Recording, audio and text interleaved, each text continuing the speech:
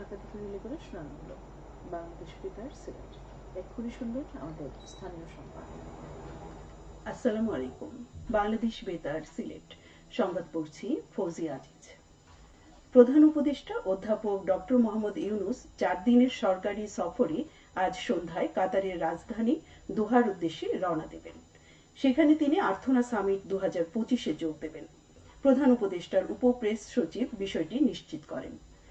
সামিটে অংশ নেওয়ার পাশাপাশি কাতারের আমিরের সঙ্গে প্রধান উপদেষ্টার বৈঠক হওয়ার কথা রয়েছে। আগামী 22 ও 23 এপ্রিল এই 2 দিনে সামিটে উপস্থাপনা, ইন্টারঅ্যাক্টিভ প্যানেল আলোচনা, কর্মশালা ও গোল টেবিল বৈঠকের মাধ্যমে বিভিন্ন বিষয় নিয়ে আলোচনা করা হবে। চায়ের রাজ্য হিসেবে খ্যাত মৌলভীবাজারে অবশেষে স্বস্তির বৃষ্টি নেমেছে। এতে জেলার 92টি চা বাগানে প্রাণ ফিরেছে। বৃষ্টির ছোঁয়ায় চা গাছগুলোতে গজাতে শুরু করেছে কুঁড়ি ও পাতা। চলতি বছরের শুরুতেই প্রচন্ড খরায় পুড়ে গিয়েছিল বেশিরভাগ বাগানের চা গাছ। দেখা দিয়েছিল লাল রোগের প্রাদুর্ভাব। শুকনো আবহাওয়ায় নতুন পাতার দেখা মেলেনি। কয়েকদিনের বৃষ্টিতে চায়ের পাতায় ফিরে এসেছে সজীবতা। উল্লেখ করা যেতে পারে, দেশে নিবন্ধিত চা বাগান রয়েছে 168টি। এর বাইরে পঞ্চগড় অঞ্চলে রয়েছে আরও অনেক ক্ষুদ্র চা বাগান। চলতি বছর দেশে চা উৎপাদনের লক্ষ্যমাত্রা ধরা হয়েছে 103 মিলিয়ন কেজি। ছাত্র জনতার অভ্যুত্থানে ক্ষমতাচ্যুত আওয়ামী লীগ সরকারের আমলে হওয়া রাজনৈতিক মামলা প্রত্যাহারের জন্য আইন মন্ত্রণালয়ে দরখাস্ত করা যাবে। গতকাল সচিবালয়ে রাজনৈতিক হয়রানিমূলক মামলা প্রত্যাহার করার বিষয়ে মন্ত্রণালয় পর্যায়ে গঠিত কমিটির সভায় এ সিদ্ধান্ত নেওয়া হয়।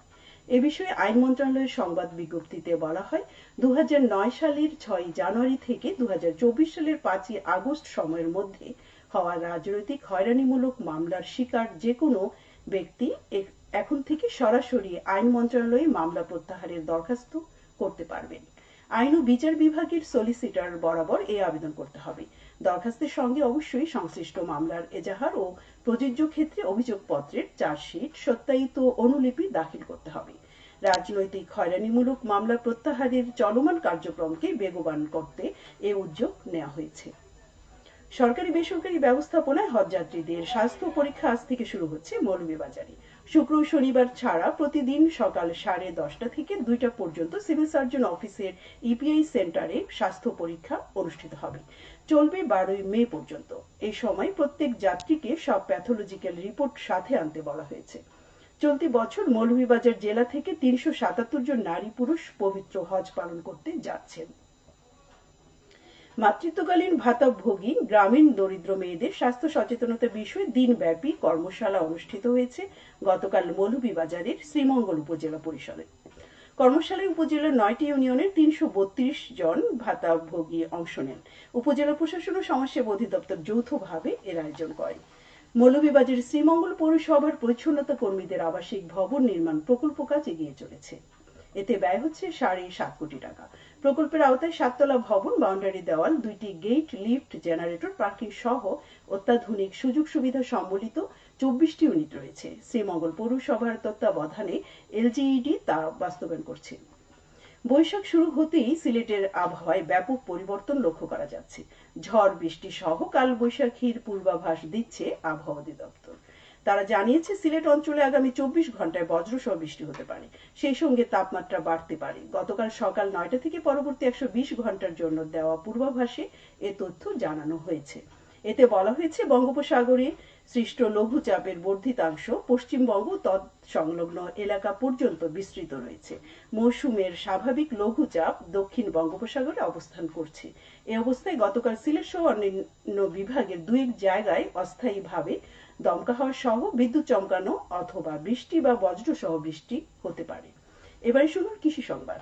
সিলেট অঞ্চলে এবার বোরো ধানের আশানুরূপ ফলন হলেও ভারী বৃষ্টি এবং বন্যার শঙ্কায় সেই ধান ঘরে তোলা নিয়ে দুশ্চিন্তায় আছেন কৃষকরা। এর জন্য দ্রুত ধান কাটা চলছে। তবে কৃষি সম্প্রসারণ অধিদপ্তর বলছে, এর মধ্যে হাওরের 33% ধান কাটা শেষ হয়েছে। 30 এপ্রিল পর্যন্ত আবহাওয়া অনুকূলে থাকলে হাওরের 100% ধান ঘরে তুলতে পারবেন কৃষকরা। গতকাল পর্যন্ত সিলেট বিভাগের 4 জেলার হাওরে 95,751 হেক্টর জমির ধান কাটা শেষ হয়েছে। হাওরে আবাদ হয়েছে 2,76,803 হেক্টর। হাওরের বাইরে 2,20,416 হেক্টরের মধ্যে কাটা হয়েছে 12,065 হেক্টর জমির ধান। এবছর সিলেট অঞ্চলে মোট 4,97,219 হেক্টর জমিতে বোরো আবাদ হয়েছে, যা লক্ষ্যমাত্রার চেয়ে বেশি। খেলার খবর, ক্রিকেট। প্রথম দিনের বিবর্ণ ক্রিকেটের পর দ্বিতীয় দিনে প্রথম সেশনে 4 উইকেট নিয়ে ঘুরে দাঁড়ালো বাংলাদেশ। এতে সামনে থেকে নেতৃত্ব দিলেন নাহিদ। 2 ওপেনারের পর ভাঙলেন ক্রেইগ আরভাইনের প্রতিরোধ। সিলেট আন্তর্জাতিক ক্রিকেট স্টেডিয়ামে লাঞ্চ বিরতির সময় জিম্বাবুয়ের রান 38 ওভারে 133।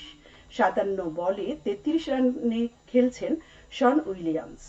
3 বলে ওয়েসলি মাধেবেরের রান 4। জিম্বাবুয়ে পিছিয়ে আছে 58 রানে। সবশেষে আবহাওয়া। সন্ধ্যে 6টা পর্যন্ত পরিষে বলা হয়েছে সিলেট সহ পার্শ্ববর্তী এলাকায় আজ কোনো সতর্কবাণী নেই এবং কোনো সংকেতও দেখাতে হবে না। আজ সিলেটে সূর্যোদয় হয়েছে 5টা 26 এবং সূর্য অস্ত যাবে সন্ধে 6টা 17। সংবাদ শেষ হলো। আমাদের পরবর্তী স্থানীয় সংবাদ প্রচারিত হবে বিকেল 4টা 30। যারা